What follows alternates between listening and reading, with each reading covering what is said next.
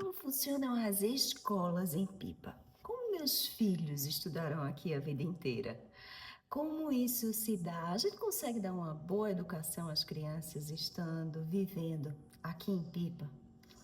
Hoje a gente vai falar sobre algo muito importante, que é muito importante no inconsciente coletivo, sobre a questão da educação. Educação, saúde e segurança são os pilares básicos sobre o viver, né? A gente acredita, dentro da sociedade, a gente acredita que quando a gente fala de qual herança eu vou deixar para meus filhos, considerando que dinheiro é algo que não está tão vasto assim, não é tão fácil assim, então se eu dou a ele uma boa educação, se eu tenho a condição de dar a ele uma boa educação, ele tem a condição de poder ter mais sucesso e conquistar o mundo. Olha, e como funciona isso em Pipa? Olha, eu concordo com tudo isso, mas existe um questionamento muito claro. O que é educação? Educação é só aquela da instituição escola que dá para os seus filhos? Ou a educação vai um pouco além disso? Mas vamos começar. Quais as escolas que existem em Pipa hoje? Na verdade, como era no passado? Meus filhos têm 15, quase 15 e 12 anos, nasceram aqui, viveram aqui a vida inteira. Quando eles eram pequenininhos, não existia escola até os 2 anos. Sim, existe o sistema público de saúde, escolas municipais, escolas estaduais, isso existe. Mas a verdade é que, infelizmente, o Rio Grande do Norte não tem os melhores índices de educação, o IDH e tudo isso. E as escolas não são consideradas como escolas de qualidade. São escolas que existem a opção, mas elas têm um nível de educação e de resultado um pouco mais limitado. Então a gente vai para a escola pública, para a escola particular. Quando a gente vai para a escola particular, quando os meus filhos nasceram, que eles eram pequenininhos, menos de 2 anos, não existiam lugares onde eu pudesse deixá-los enquanto eu ia trabalhar. Eles ficavam em casa, sim. Era uma babá, e eu sempre trabalhei muito, então era uma babá, era alguém que fazia esse trabalho. Teve épocas, inclusive, na época que eu tinha o restaurante Subway, que eu tive uma franquia do restaurante Subway durante 15 anos, na época que eu tinha esse restaurante, eu tinha nas épocas de Réveillon, que ficava aberto praticamente 24 horas, e feriados, e verão, tinha uma babá para o dia e uma babá para a noite. Eram períodos curtos, e isso, eu não estou falando aqui o que é certo e errado, mas foi assim que foi viável para mim naquela época, dentro do que eu achava que eu tinha que fazer. Mas hoje existem algumas pequenas escolinhas, berçários, assim, digamos, escolinhas para as crianças até os 2 anos, se você quiser até um pouco mais. Aquele lugar mais com carinha da casa da vovó, com carinha de casa, com um jardim, que brinca na areia, e que brinca em casa, e que faz comidas, e que faz artesanatos, e que brinca entre outras crianças. É lindo. Rústico, sim, uma coisa mais rústica, mais acolhedora, bem pouquinhas crianças, mas com um comprometimento e um cuidado. Hoje existe isso. Depois disso, para onde as crianças vão? A partir dos 2 anos, existe a escola Maturi. Foi onde meus filhos estudaram, essa escola existe até hoje. Essa escola vai do pré até, ou seja, dos 2 anos até o quinto ano. Uma criança que por volta dos 10 anos dá para estudar lá. É uma escola que é socioconstrutivista, que também tem um pouco de montessoriana, apesar de não ser uma escola montessoriana, mas os espaços são todos abertos, janelas grandes, as crianças estão sempre descalças. Meus filhos tiveram uma dificuldade enorme quando a gente ia viajar, quando ia para a cidade, que tinha que calçar sapato fechado. Theo, meu filho mais velho, ai, como era difícil fazê-lo calçar um sapato. Eles ficavam sem sapatos a vida inteira, ia para a escola de sandália, de chinelos, enfim. As roupas leves, tem uma camisa da escola. Existe, claro, que segue um padrão educacional, é uma escola registrada, é uma escola que existe há muitos anos. Antes de eu chegar aqui, essa escola já existia.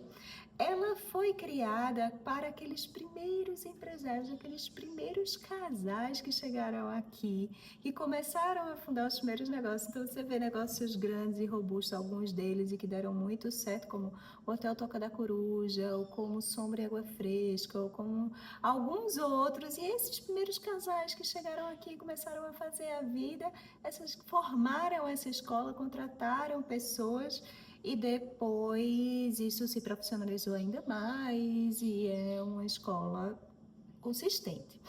E meus filhos estudaram lá, aprenderam a ler, aprenderam a matemática e todo o processo educacional.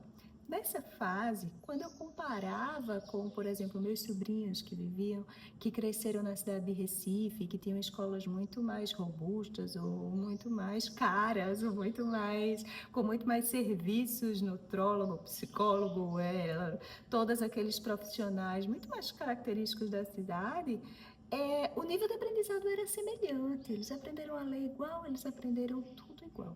Essa fase foi super fácil, né? Depois disso, no início não havia, mas quando meus filhos chegaram a essa idade já existia, que é uma outra escola, o Centro Educacional PIPA, o CEP, que vai até o 9º ano. Então, até o 9º ano tem essa outra escola, é a única escola privada que existe aqui em Pipa. Existe escola privada também em Goianinha. Goianinha é uma cidade que está a 20 quilômetros, é muito perto. Existe transporte privado, várias crianças estudam nessa escola também. Existe transporte privado, existe transporte público para levar até lá. É uma estrada simples, é perto, é muito perto, então não há qualquer dificuldade para chegar até lá. Essa outra escola é mais tradicional. Goiânia é uma cidade que tem cerca de 40 mil habitantes, está às margens da BR-101. Ela tem uma feira, é uma cidade que tem uma característica mais robusta, menos praiana, tem uma característica mais urbana do que Pipa tem. Então, a escola tem uma estrutura mais urbana, com salas, menos espaços verdes, com salas se vincula mais à necessidade de vestibular, é uma educação mais tradicional e boa. Ela tem bons resultados no que se refere a testes, esses testes de passar no vestibular, ou passar em tal escola, ou fazer tal coisa, ela tem um bom resultado. Eu fui lá olhar a escola, mas acabei optando por estar em Pipa pela questão de que a gente vivia aqui, a gente cresceu aqui, e eles tinham uma característica muito parecida com esse lugar de liberdade, tudo isso que eu vou explicar já já. Além disso, e aí vai até o 9º ano. Depois, quando ele vai para o ensino médio, para onde vai? Aí a gente volta para a escola de Goianinha, que é a opção em Pipa, não há opções para o ensino médio. Então, você precisa sair daquilo. A criança, o jovem, que já não é uma criança, eu estou falando de um jovem de 15 anos, já é um adolescente, né? Já tem o ir e vir, eu não estou pensando naquela criancinha, eu faço o que com a minha criancinha? Não é mais uma criancinha, já é um menino grande, já tem 15 anos, então já vai e vem com mais liberdade e segurança. E aí tem Goianinha, aquela mesma escola que eu acabei de citar, e tem também o IF, o Instituto Federal, que está em Canguaretama. Existe transporte público, aqueles ônibus especializados que é através de programas do governo e que a prefeitura promove, aquele ônibus amarelinho, que leva para o IF. Então, sai daqui de Pipa, da porta de casa ali, tem um circuito que o ônibus passa, e vai para Goianinha, para o Instituto Federal. E aí você tem, portanto, o ensino médio e já, se quiser continuar, se passar na prova e tudo isso, para o estudo superior. Existe um teste para passar no IF que muitos jovens passam a partir da educação que temos aqui. Às vezes tem que fazer alguma aula particular, algum cursinho para passar no IF, muito mais para reforçar alguns temas que é comum que o jovem não tenha habilidade em todos os temas, às vezes redação, às vezes matemática, ou às vezes aquela pontuação muito parecida com o ensino superior no Brasil, Enem, vestibulares e isso, mas com concorrência muito menor. Então, tem alguns já faz o ensino médio lá. o que é um passo para o ensino superior, e também porque esses jovens, principalmente aqueles que estudaram aqui a vida inteira, eles saem, eles mudam de patamar, ampliam os horizontes, saem daquele contexto de escola fechadinha, cheio de regras, assim, assim, assim, para um contexto que também tem uma característica de regras e de fardamento e de limitações, mas um pouco mais aberto, o que é super bom. Pipa é um lugar seguro, a região é uma região segura, então esse ir e vir, esses relacionamentos, tudo isso, não há um receio relativo à segurança. Bom, mas aí eu volto para aquela pergunta: o que é educação de um filho para você? É só a escola? É só a instituição escola que promove essa educação e essa preparação para o futuro? E aí o que é que Pipa oferece? Quando a gente fala de liberdade, quando a gente fala de liberdade, de ir e vir, de estar em espaços abertos, de conviver com pessoas do mundo inteiro. As crianças na escola falam diferentes idiomas. Na sala da minha filha tem uma menina que fala alemão, outra que fala espanhol, outra que fala italiano, português, outra que fala, alguns que falam português. Então você tem vários idiomas, e do Chile, e da Argentina, e da Alemanha, e do Canadá, já teve crianças da França. Então, ao longo dessa jornada, é esse relacionamento, então, o aceitar o diferente, o estar entre outros, sabe, a presença dos pais. Então, aqui a gente tem 5 minutos para cada lugar. Mesmo naquela época que eu trabalhava o dia todo, eu tomava café com as crianças, eu almoçava com as crianças, ia buscar na escola, trazia, do mais velho, no caso. Eu tinha jantava todos os dias botava para dormir, todos os dias eu estava aqui, porque são 5 minutos. Quando eu tinha bebês pequenos, aquele bebê de peito, no primeiro mês eu estava de resguardo, mas a partir do primeiro mês eu voltava a trabalhar algumas horas. E esse voltar a trabalhar algumas horas não era o tempo do trabalho remoto, era ainda bem presencial. Eu tinha um escritório, uma loja de atendimento no centro da vila e tal.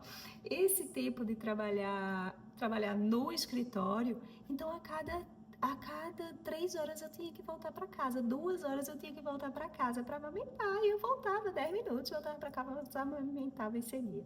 Então é muito perto, a gente tem muita presença, os tempos juntos, vive-se em harmonia com a natureza, vive-se fora, o mar. Então, todos esses aprendizados, todos esses ensinamentos de saúde, de lidar com a natureza, como é isso, o que é importante e o que não é, os valores morais em que você está presente. Pipa é um lugar cosmopolita, onde você tem acesso a várias pessoas do mundo, várias culturas, conversa-se sobre várias coisas. Então, tudo isso, quanto influencia na educação de uma criança? É muito importante esse aspecto além da escola.